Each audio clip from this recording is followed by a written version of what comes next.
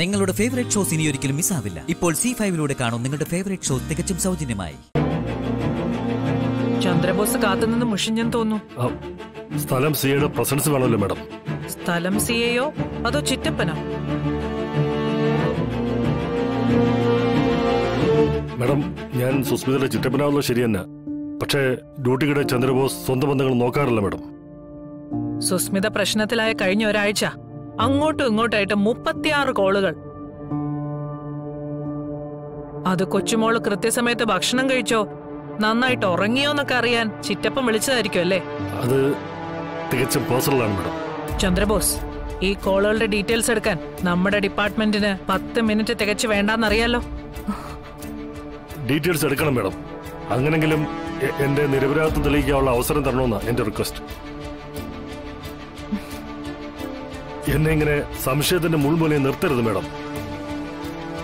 സത്യസന്ധനായ ഒരു ഓഫീസറാണ് ഞാൻ. മാഡത്തിന് എന്നെ തീർത്തും വിശ്വാസമില്ലെങ്കിൽ മറ്റെവിടേക്കെങ്കിലും ട്രാൻസ്ഫർ ചെയ്യണം മാഡം. ഞാൻ കോൾ ഡീറ്റെയിൽസ് എടുക്കാനൊന്നും പോകുന്നില്ല ചന്ദ്രബോസ്. ആരെയും ട്രാൻസ്ഫർ ചെയ്യാനും ഉദ്ദേശമില്ല. ഈ കേസിന്റെ ഇൻവെസ്റ്റിഗേഷൻ ഓഫീസർ ശ്രീരഞ്ജിനി ആയിരിക്കുന്നിടത്തോളം കാലം ചിറ്റപ്പനോ കുഞ്ഞമ്മയോ ആരിടപെട്ടാലും ഈ കേസിന്റെ സത്യം തെളിയും. എല്ലാം റെഡിയല്ലേ? റെഡിയാണ് മാഡം. Hello sir.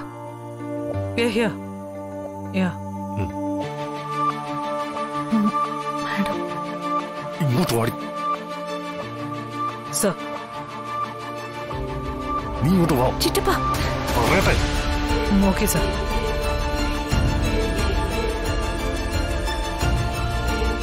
ശരി സാർ.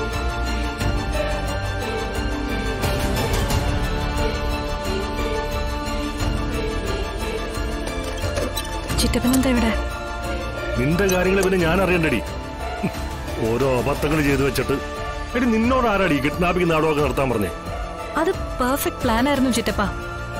ആസൂത്രണം ചെയ്ത പോലെ നടന്നിരുന്നെങ്കിൽ ഒരു കുഴപ്പമുണ്ടാവില്ലായിരുന്നു. ഇതിനിടയില് ആ ശാലിനി കയറി വന്ന് എല്ലാം കുളമാക്കി. എന്താ ആസൂത്രണം അടി ഇന്ന് നടത്തിയത്? നുണ പരിശോധനയിൽ നിന്ന് ഒഴിവാവാൻ ഒളിവി കഴിയാന്നോ?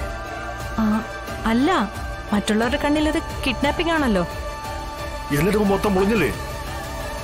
എടി ഞാനിപ്പോ നിന്റെ ചെറ്റപ്പനാന്നുള്ള കാര്യം എല്ലാരും അറിഞ്ഞില്ലേ? അതെന്റെ കുഴപ്പം കൊണ്ടാണോ ചിറ്റപ്പ? പിന്നെ ആരുടെ കുഴപ്പം കൊണ്ടാടി? എടി നുണ പരിശോധന നൂരാൻ ഒരു വഴി കണ്ടുപിടിക്കാന്ന് ഞാൻ വാക്ക് തന്നല്ലേ? അതിനിടെ കൂടെ അവിടെ ഒരു പ്ലാൻ ഉണ്ടായിക്കൊണ്ട് വന്നേക്കുന്നു. സോറി ചിറ്റപ്പ, പറ്റിപ്പോയി. അത് വിട്. ഇനി എന്താ നിന്റെ പ്ലാൻ? പ്ലാനോ? ഞാൻ തീർന്നു ചിറ്റപ്പ. ചെവിക്കുറ്റിക്കടിച്ച് ഭാമാന്റെ വീട്ടിൽ നിന്ന് എന്നെ പുറത്താക്കി. നുണ പരിശോധനയിൽ കൂടെ പരാജയപ്പെടുന്നോടെ എല്ലാം തീർന്നു. വിചാരണയുടെ ഒന്നും ആവശ്യമില്ല. സെൻട്രൽ ജയിലേ എനിക്ക് മുന്നിലുള്ളൂ.